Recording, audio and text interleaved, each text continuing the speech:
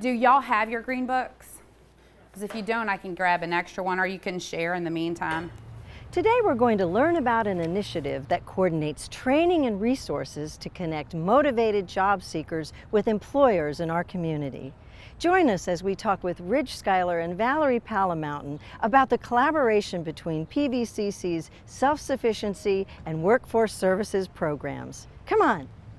For me, it's an inspiration to come from where I was at to be where I'm at now.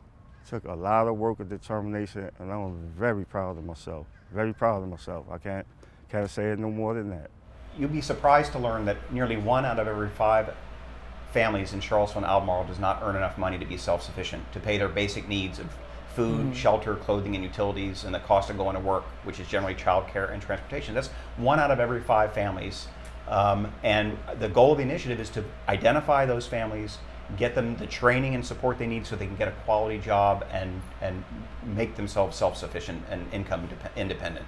All right, so with the combined programs, talk about how you all do this. Right, well, it all starts with a job, and that is the starting point. The job is the pathway to self-sufficiency for those families being left behind in our economy. So we start with employers, and we're very blessed in our community to have a number of quality employers that are looking for good employees. And so the next stop is really they talk to Val about, you know, what we're looking for. Right, we'll do a whole needs analysis with the employers.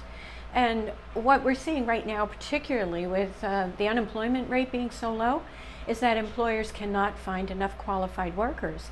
So they're calling us saying, we need workers, can we advertise? Do you have any bright young college kids who are looking for jobs? And we're there, well, we don't, but what we can do is set up a program for you. And that's when I turn to Ridge and say, Ridge, we've got an employer, they're looking for 10 CNAs or 5 CNAs. And a CNA is certified? Certified nurse's aide. And that's one of the biggest needs in our region.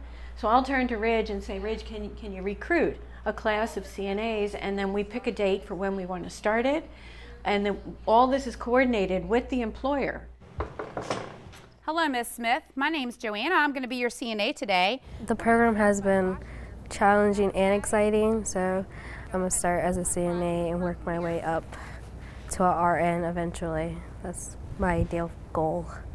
It's been a very successful program. It's been a hard program. I'm a single mom of 3 beautiful kids who they support me and I support them, and together we are a team of 1. I'm on my 2nd level of the information technology course. I have to take an English class, and then to make me more marketable, we decided that I should add on this accounting class. So I'm not finished yet. What we know is that in that group of people being left behind in our economy, there's a lot of human potential. There are people who would be great employees, but for whatever reason they've been overlooked. And so we know that those people who are in the community who have all that potential, they know somebody. And if we can connect to the person that they know and feed that job information to those well-connected, well-respected people in the community, we call them peers. If we can send that job information to those peers, and those peers can stop and think, who do I know that would be good at that job? Who do I know that would be a great certified nurse aide at the hospital because of the way they took care of their grandmother when their grandmother was sick? That recognition by someone they know that they have some kind of quality in them that the economy wants is really the transaction, the motivation that keeps the whole process moving. And then after we get through that, we can see how to knock down the child care and get them the CDL license that they need in order to drive that bus. But it starts with somebody identifying them as a person of potential. And that's what the peer network is designed to do. And pay that will support their family. That will support their family. Yeah, I mean, anybody can get a low-wage job in Charlottesville, but those jobs chew people up and spit them out, and they don't provide enough income. Well, I mean, if you work full-time at minimum wage, you make $14,400 a year. That's not sufficient for a family or for an adult.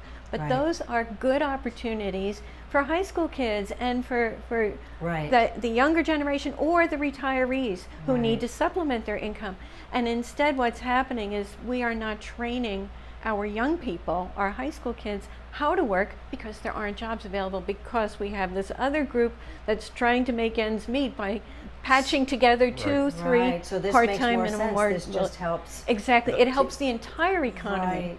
And so then there are other variables. So training is incredibly important, but if you have obstacles, if you have issues with childcare or transportation, you can't do it. So what does the program do to help people with these challenges? Right. So the first thing you got to do is you got to figure out what the challenges are. So when a peer network recruits somebody for a particular job, we do an assessment to figure out, do you need skills training, or do you already have a certified nurse assistance license? If you don't, we'll send you to training. But we'll also figure out, do you need transportation assistance? Do you have reliable childcare? Do you have a health issue that we need to help you address? So we look at the whole person, because it's the whole person that shows up on the job site. Right. That whole person needs to be taken care of if they're going to be a quality employee. So, my thinking is that, we could train people all day, every day to be great certified nurse assistants, and Val does. But if that person doesn't have a reliable way of getting to work, that person's not going to last in that job. And so we've got to address the needs of the whole person. Yeah, I think I'm going to go ahead and put her in. When you build relationships with individuals, they know and want to trust you. They are really entrusting you with their lives, and trust is essential. If we had a stress level and we had to talk to someone, they were there to support that, to get us through that. So they actually, everything that we basically needed, if you opened up your mouth for it, or you told them how you felt or were going through certain things, they were there to help. My situation was more of childcare, since she's 9 months, so it was hard letting go so soon, but it's just something I have to do for her and for myself, for my family. Talk about some of the different job trainings that you all have provided, and I know sometimes you make them up as you go. That's very true. Give us some examples. The two big ones are nurse aid and commercial driver's license. And the reason they're so big is because there's so many jobs out there. But it's interesting because all employers usually come back to some real foundational kind of skills, starting with customer service and communication skills and things like that. So we spend an awful lot of time on what we call the soft skills or workplace readiness skills. And a lot of the folks who've been left behind in the economy by definition have not had a professional work experience. They haven't had a supervisor that cared enough to come see them in a classroom. And to my way of thinking, it starts with that employer saying, this is what I need, and that community connected peer saying, I know somebody who'd be really good at that. And then getting them to Val so that Val can give them the skills that employer actually needs. And then we follow along behind, making sure that all the other kind of material needs are addressed too, so that they have a reliable car and good childcare and a way to take care of flat feet. So you all have developed an app, which I think is, because this is making my head spin, when I think about all of the pieces that are involved and all of the coordinating that goes on. Talk about the app. So the model for the app is a medical chart in a hospital where different specialists are brought to bear based on what a primary care physician says that person needs at the front end. Well, the peer does the assessment using our app, which is called Network to Work. When jobs get posted, they get posted on the app. Peer sees what jobs are posted, and when they find somebody, they say, all right, you're one of my job seekers, let's go through the assessment. And they just start asking a series of questions. And the answers to the questions then say, this is the provider that can meet the need that just got identified through that app. And then when the person shows up at the provider that has been identified through the app, the child care specialist knows that's why they're there. They've got 2 5-year-olds, and now they know what it is they need to do to solve that problem. And from the job seeker's perspective, they don't have to answer the same questions for the 15th time to the 15th provider. The provider already knows who they are, and talking about self-esteem and being left behind, when somebody is expecting you and knows something about you when you show up, it makes you feel a lot more welcome than when you're filling out a piece of paperwork the minute you show up. And I'm thinking of the time it saves everybody. Oh, it does. I mean, it's the great connector. Right. So how do you all provide these services? How are they supported financially? How does that work? There are multiple sources of tuition, either coming from the employer, coming from the state, coming from the federal government, coming from a SNAP grant has been a part of it. it. For example. Yep. So it's finding out where do you fit in? What are you eligible for? And how can we leverage those funds to get you the training that you need? And then go forward. Being a single mom on welfare does not lead to a lot of self-actualizing decisions. And so this has enabled me to, having somebody in my corner pretty much kind of thing, and saying, here is an opportunity. So I'm going to take it, you know, and hopefully that's going to lead me to getting off of food stamps. You know, you see something that you love and you always want to do, but you never had the opportunity to do it. But when you get a chance to have an opportunity to do it and you make the best of it and you succeed, it's the best feeling in the world. And it just heightened me. I think now I might have to go for my mechanics degree.